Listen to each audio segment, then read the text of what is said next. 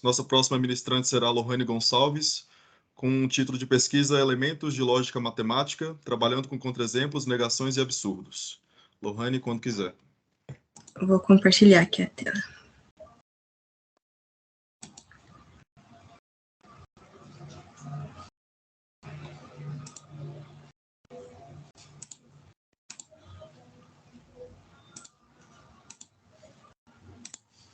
Tá aparecendo aí? Sim, tá aparecendo. Tá em tela cheia, né? Isso. Tá bom. Bom dia, gente. Meu nome é Lohane.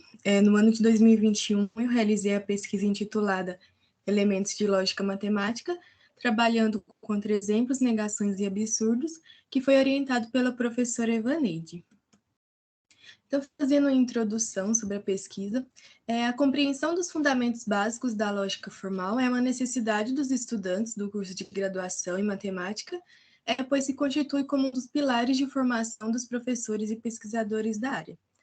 A gente tem aqui uma citação que é preciso despertar nos professores do ensino médio, em nossos jovens e alunos, o espírito crítico, o raciocínio correto e o cuidado com a linguagem para que repassem esses conhecimentos às próximas gerações e possamos, com isso, melhorar o ensino nesse aspecto.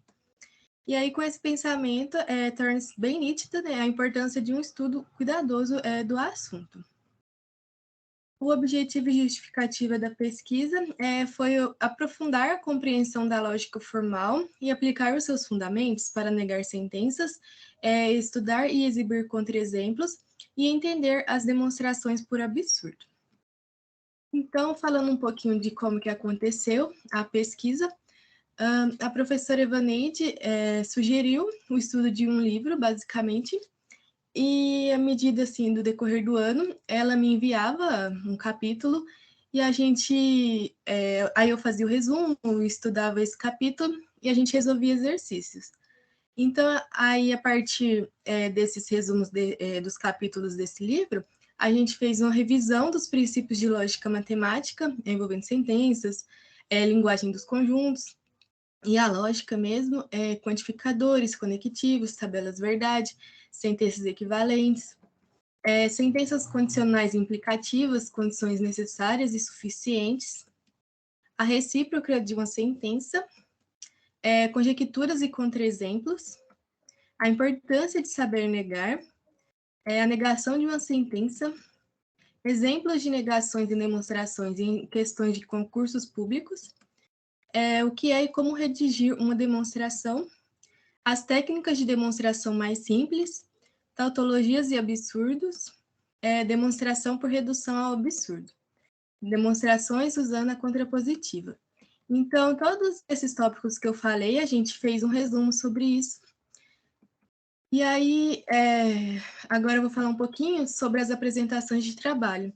Eu sou uma pessoa que gosta um pouquinho de evento, aí a orientadora só contribuiu para isso, a gente conseguiu apresentar em 4 eventos. Então, o primeiro deles a gente apresentou durante a 12ª semana de licenciatura em matemática do IFG, Campus Goiânia. O título do trabalho foi Negação de Sentenças, Importância, Teoria Formal e Exemplos. Só um resuminho do que foi apresentado.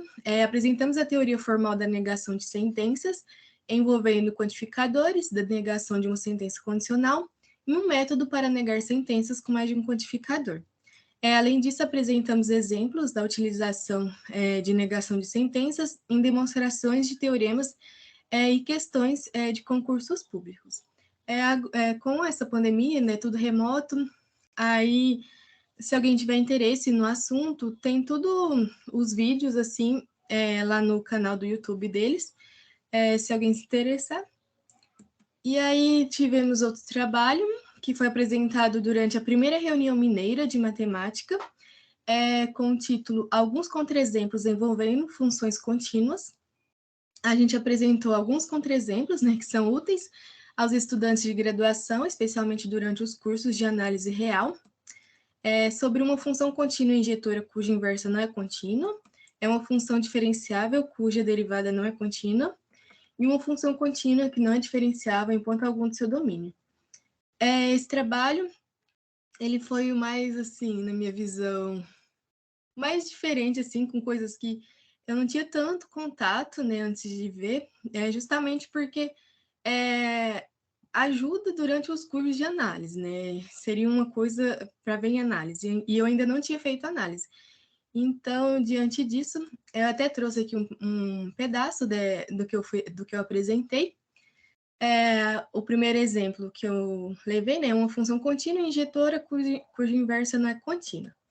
Então, seja essa função daqui, definida por f de x é igual a cosseno de x seno de x.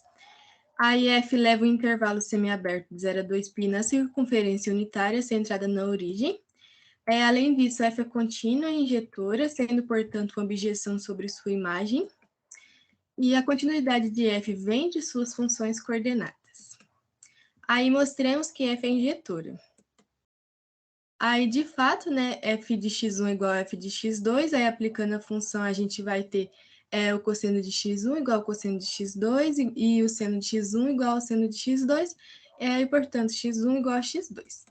Aí a função inversa de f não pode ser contínua, pois a circunferência unitária é compacta e o intervalo de 0 a 2π não é compacto, e funções contínuas levam conjuntos compactos em conjuntos compactos. O segundo exemplo, uma função diferenciável cuja derivada não é contínua. Então, temos aqui essa função e a sua derivada, que é descontínua na origem. Então, a gente calcula f' de zero, pela definição, né? E a gente vai chegar aqui a zero, pois é o produto de uma função limitada por uma função que converte para zero. Aí a gente prova agora que f' de x é descontínua na origem, ou seja, que o limite, quando x tende a zero de f' de x, não é igual a f' de zero. Então, a gente tem, né, o limite de x tendendo a zero de f' de x é igual ao limite de x tendendo a zero de 2x, seno de 1 sobre x menos cosseno de 1 sobre x. Aí a gente toma um xk igual a 1 sobre 2kπ e um yk é igual a 1 sobre 2k mais 1 π, com k pertencente às naturais que convergem para zero quando k tende ao infinito. Então, o limite de k tendendo ao infinito de f' de xk vai ser menos 1, e por outro lado, o limite de k tendendo ao infinito de f' de yk vai ser 1. Mostrando, né, que o limite de x tendendo a zero de f' de x não existe, portanto, f' de x é descontínua na origem. O último exemplo é uma função contínua, que não é diferenciável em ponto algum do seu domínio. A função módulo de x é contínua em toda a reta, mas não é diferenciável em x igual a zero. Então, né, temos aqui o gráfico da função, módulo de x é limitado aqui entre menos meio e meio.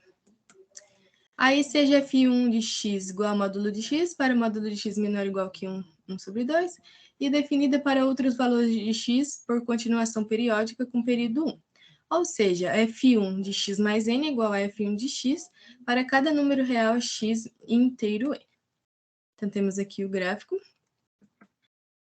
Agora, para n maior que 1, a gente define fn de x igual a f1 vezes 4 elevado a n menos 1 de x, vezes x sobre 4 elevado a n menos 1. Aí, para cada inteiro positivo n, fn é uma função periódica de período 4 elevado a menos n mais 1, e o valor máximo de fn é 1 sobre 2 vezes 4 elevado a n menos 1.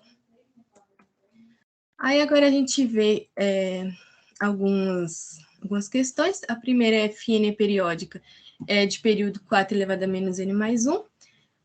Aí aqui, de fato, né, quando a gente faz fn de x mais 4 elevado a menos n mais 1, a gente vai desenvolvendo aqui e chega que é igual a fn de x. O valor máximo de fn de x é 1 sobre 2 vezes 4 elevado a menos n mais 1. E aí temos, né, que o módulo do fn de x é igual ao módulo de 4 elevado a menos n mais 1 vezes f1 vezes 4 elevado a n menos 1 vezes x. A gente vai fazendo aqui, ver que isso é menor ou igual que o 4 elevado a menos n mais 1 vezes 1 sobre 2, pois o módulo do f1 é menor igual que 1 sobre 2. Por fim, E define F como o domínio nos reais da seguinte forma. F de x, né? Então vai ser a série Fn de x com n indo de 1 até mais infinito, que vai ser igual a série F1 vezes 4 elevado a n menos 1x sobre 4 elevado a n menos 1, n indo de 1 a mais infinito. Então, a série Fn de x com n de 1 a infinito converge. De fato, a gente tem que o módulo de Fn de x menor ou igual que 1 sobre 2 vezes 4 elevado a menos n mais 1. Além disso, né, a gente vai desenvolvendo aqui e chega em 2 vezes a série 1 sobre 4 elevado a n, o n indo de 1 ao infinito, que esta última é uma série geométrica com razão 1 sobre 4 e logo ela converge. Assim, pelo teste de Weierstrass, eu não sei se é assim que fala muito bem, pelo teste a gente tem que a série Fn de x com n indo de 1 ao infinito converge e f de x ela é contínua.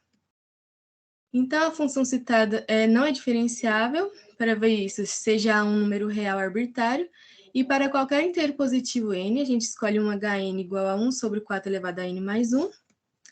E aí, fazendo aqui o módulo da diferença, a gente vai chegar que isso é Hn. Poderíamos também ter escolhido Hn igual a menos 1 sobre 4 elevado a n mais 1, e daí chegaríamos ao módulo de Hn. Aí consideramos novamente o Hn sendo 1 sobre 4 elevado a n mais 1.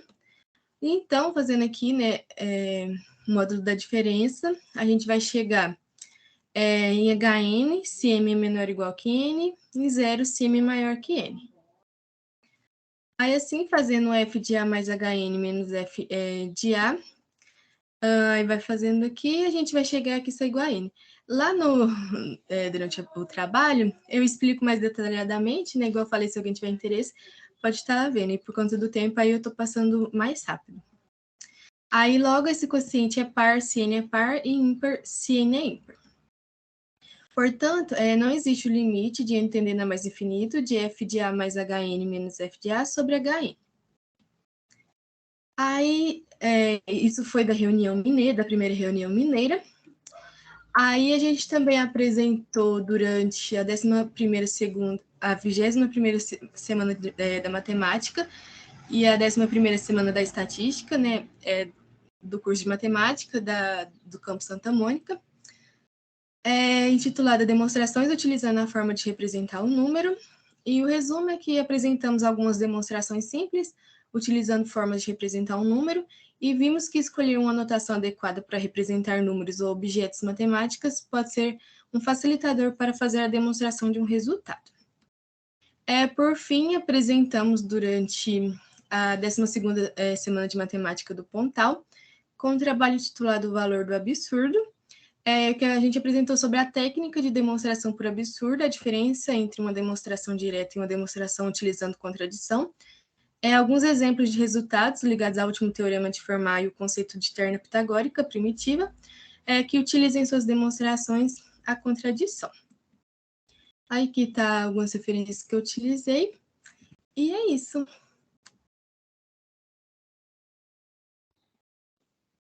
Obrigado, Lohane, parabéns pela apresentação.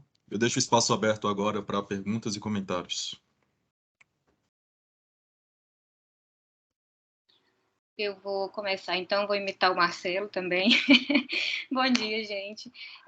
Só contextualizando também, né, a Lohane, ela veio para eu ser orientadora dela, já, né, ela sabia que era uma pesquisa de um ano só, ela já tinha ideia do que ela iria estudar depois no TCC, né, o que ela queria. Aí, por isso que eu pensei em propor essa parte de lógica, porque é uma parte que, digamos assim, perpassa todas as áreas da matemática, né? Todo mundo vai usar isso, independente de para qual área você for. E aí eu queria dizer também, parabenizar a Lohane pela coragem, ela fez todas essas apresentações aí em menos de um ano, e especialmente nesse da reunião mineira de matemática, né, que era um evento mais de pesquisa, e inicialmente eles nem iam aceitar coisa de iniciação científica, né, só pesquisas inéditas de, enfim, mestrado, doutorado, dos professores, e aí eles resolveram abrir, porque houve pedidos, houve inscrições e tudo mais, e aí eu pensei, Esse precisa ser uma coisa mais robusta matematicamente. Quando a gente foi fazer as contas, a gente viu que realmente tinha muita coisa, muitos resultados ali pesados, de séries de funções, por exemplo, que ela ainda não tinha estudado, né? Mas acabou que deu certo, né, Lohane? Apareceu lá um menino, um aluno de doutorado durante a apresentação dela, mas foi tudo bem. Então, também só parabenizar a Lohane, principalmente pela coragem de apresentar todos esses trabalhos aí num período tão curto. É isso aí, gente. Obrigado, professora. Matheus? Só deixa eu fazer um comentário e depois dar uma perguntinha rapidinho. Ok. Ô Lohane, tipo assim, eu tenho uma visão que eu acho que a análise real talvez seja a disciplina que tenha mais baque assim, no curso de matemática. Talvez, pode ser uma visão equivocada. Aí eu queria saber de você, tipo assim, como que foi você estudar análise sem ao menos ter feito a análise na reta? Quais materiais você usou? Se foi o livro do Elon, se foi outros artigos? E se tem experiências, se tem dicas para quem está querendo começar a estudar análise e não fez a disciplina ainda? Então, a gente vê essa parte de análise só durante o trabalho da reunião mineira. Então, a gente utilizou, foi um trabalho, assim, foi um trabalho, estava até em inglês, a gente não utilizou o livro do Elon, foi um trabalho em inglês, que a gente, tipo, focou nesses 3 exemplos, sabe? Eu não sabia, tipo assim, alguns conceitos, só que a professora Evaneide, né, ela foi me explicando, aquelas contas todas ela fez bem detalhada, para eu entender, tipo, passo a passo mesmo. Os conceitos também ela foi tentando, tipo, dar uma visão, assim, geral. E a dica, eu não sei o que eu tô fazendo a analisar agora, né, e tô sofrendo um pouquinho. Mas, não sei, não sei. Eu queria uma dica também, viu? Ah, mas uma dica minha é que se tá sofrendo não é porque tá tudo bem, é que se não tivesse tinha alguma coisa errada. Brincadeira. É isso. Eu Obrigado, posso só Lohane. complementar a pergunta do Matheus? É porque o livro que a gente usou é aquele livro dos contra-exemplos, né? Não sei se todo mundo já viu, tem um livro só de contra-exemplos em topologia, outro só de contra-exemplos em análise. E aí, quando eu propus isso para ela, eu pensei, não é produtivo eu pedir para ela estudar o livro do Elon, porque são resultados, ela vai precisar de muitos resultados que estão em partes distintas, assim, né? Um de sequências, outro de séries de funções e tudo mais. Aí eu falava, ó, se você não entender, você me pergunta que eu te mostro qual é o resultado, você vai acreditar que vale, e desse resultado vai sair isso aí. Você não vai estudar demonstrações desses resultados, nada disso, porque não havia tempo para isso, né? Então, foi isso mesmo, nosso ritmo de trabalho nessa reunião mineira. Muito bacana, Lohane. Você disse que ao longo da pesquisa apresentou 4 trabalhos, não foi isso? Dos 4 que você fez, enquanto trabalho, né, só olhando o conteúdo, qual que você gostou mais? E dos 4, qual foi o evento que você mais gostou? Porque não necessariamente uma coisa casa com a outra. Olha, não tinha pensado nisso. Eu acho que o da reunião mineira eu achei mais interessante, porque era coisas, tipo, novas, assim, que eu tive que olhar, né? Mas agora o evento... Porque acaba que, tipo assim, as semanas de matemática teve mais coisas. A reunião mineira eu participei só ali no momento da apresentação de trabalho. E, tipo assim, não teve muita interação. A interação que teve era o pessoal entrar na sala para perguntar. Aí até que a Eva comentou, entrou um menino que fazia doutorado, eu achei que ele era da graduação, ele já estava lá no doutorado. Aí a gente conversou ali um pouquinho, parabenizou. Aí depois entrou uma moça que fazia parte da comissão organizadora, ela super elogiando, tipo, falando que ficou muito feliz de ver, tipo, meninas, né, pesquisando, assim, essas questões. Então, a reunião foi mais nesse sentido. Eu gostei mais da parte da apresentação da reunião, mas no evento, assim, em geral, porque é tudo semana de matemática, eu não consigo escolher um, assim, específico. Mas o trabalho, assim, o que eu achei mais interessante foi o da reunião mineira mesmo.